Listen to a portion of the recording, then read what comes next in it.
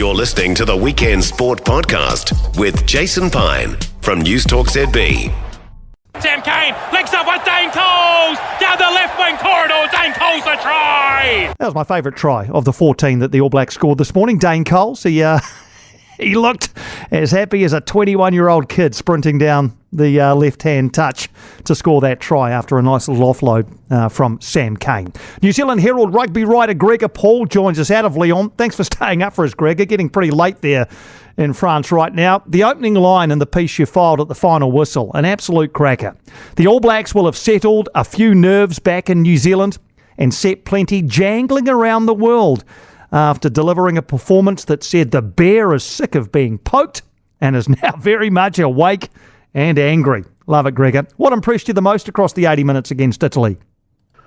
Well, look, there was so much to be impressed by, Piney, but look, they probably had a checklist of things that they needed to do. Scrum well, absolutely they did that. Line-out was immaculate. I think the thing, though, that probably impressed me the most, though, was the way they protected the ball at the breakdown. You know, because we've seen defensive teams pick up 60% of the penalties at this World Cup, so you can't leave the ball there lying for a second. And that's where the All Blacks were brilliant. They didn't get anyone isolated. The clean-out was just ruthless. Ball was there on a plate for Aaron Smith. And I think we saw if you do that, or if they do that, they can play rugby. They've got some great pass and catch. Do you think that was a work on? Do you think that was specifically worked on, what you've just outlined? Oh, 100%. All of these things were worked on, but we've seen this World Cup dominated by guys getting over the ball, the tackler, the defensive team getting over the ball after the tackle's made and getting their hands on it, and the referees being quite happy to see that is enough to give the penalty to the team that does it. So it's pretty ruthless. So they've had to work out, if you want to play a continuity game, it's high risk in the current environment. You've got to be brilliant at getting guys, defensive players, out of the way so they can't get remotely close to the ball. That's what they were doing in Bordeaux, as well as scrummaging. And look, they were the two big things that they got right. How much was that performance needed by the All Blacks, do you think? Well, the performance...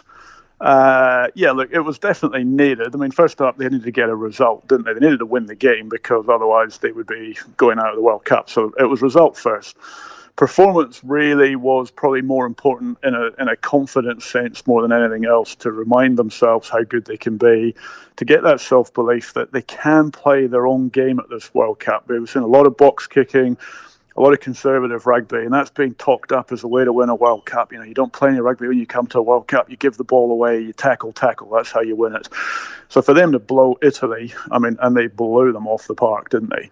I mean, close to 100 points. No one saw that coming. So for them, it's a real moment now to think, hey, this style of rugby, we can make it work in this environment. And when we do get it right, they hope, and we're going to find out, but they're going to be thinking, jeepers, might be good enough to beat Ireland, South Africa, France. How should we be feeling then about a quarter-final against Ireland in a couple of weeks from now? How much should our optimism, our confidence levels have gone up against an albeit poor Italian side this morning? Yeah, well, I mean, they were a poor team, but they were made to look an awful lot worse than they really were. Don't dismiss the power that the All Blacks displayed out there. And look, they blew them off the park in the first 20 minutes, and that was critical because they took hope away from them. And at that point, Italy did kind of crack more than anyone expected them to. But don't underestimate that. You know, Italy were putting France under all sorts of pressure in the Six Nations and Ireland earlier in the year. So they're not that bad a team. They got made to look an awful lot worse. In terms of a kind of national confidence, if you like, look, it was probably a bit ridiculous that people got spooked the way that they did following the South African loss at Twickenham and then the game in France. Yeah, the All Blacks weren't that far away of winning the opening game in Paris. They just cracked open for a short second, I guess, you know, with Will Jordan, gets a yellow card, game over at that point. So I think everyone just needs to not get too excited when they win and not too downhearted when they lose. They're good enough to beat Ireland, there's no doubt about that, but they have to get to the level that they produced tonight. And that hasn't changed, Piney. That's been the truth, you know, since they arrived in France. If they want to get through a quarter-final, they've got to play as well as they did tonight. How would you play it selection-wise against Uruguay? Look, I'd probably run out my top team. Probably that means starting with Sam Cane, I think, and starting with Tyrell Lomax is the only two changes from tonight. And I'd say, look, do what you just did to Italy. Go and do it all over again. Scrum well, line out well, set piece. Get you clean out and play that type of rugby. We'll give you sort of 50, 55 minutes, and then we'll start taking guys off as we go.